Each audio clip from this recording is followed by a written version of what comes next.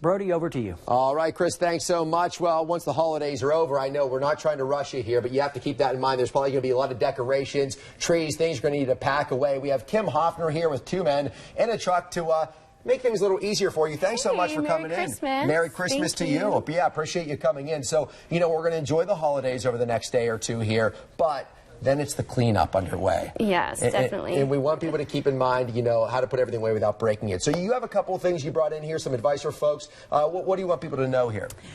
Well, if you're like me and just throw things in a box, it's going to end up with some broken ornaments next year, so we don't want that. Yeah. The best thing to do would be to wrap them with tissue paper. You can even use old plastic bags. Yeah, that's a good shopping idea. Bags. Cut them up and wrap them. Yeah, and you know, when people give you gift bags for presents, you can just save that tissue paper and reuse it. Yeah. So I was going to ask you, because what did you bring in here? This seems like it's just any sort of paper. This is actually the kind of paper that we use when we do our pack jobs for our company. We go out to people's houses and we pack their, you know, like china, glasses. This has no ink on it.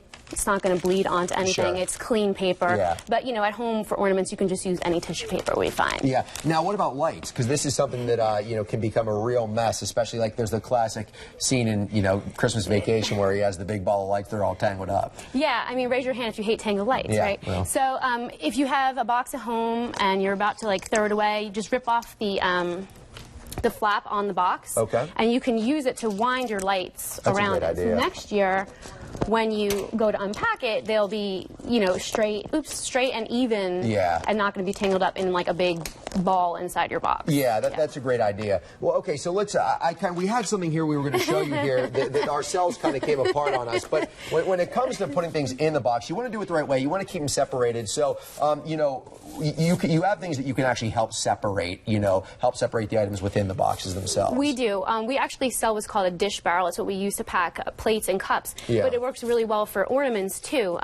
It did kind of come apart, but this that's one's okay. still kind of together here. You can see the general idea of it, I think, if I turn it that way. Essentially, You know, it shows there the are just cells compartments that would separate everything so it doesn't get crushed. Yeah, yeah, here you it can is stack kind of them. again. And you know, the dish barrels are only about $10, and they're reusable. You could probably fit 100 ornaments inside that box. Yeah, and again, the idea, just keep that from clanging around. Yeah. And before the segment, it was in one piece, and it looked really good, like it would have helped. Any other last second tips here for folks to keep in mind?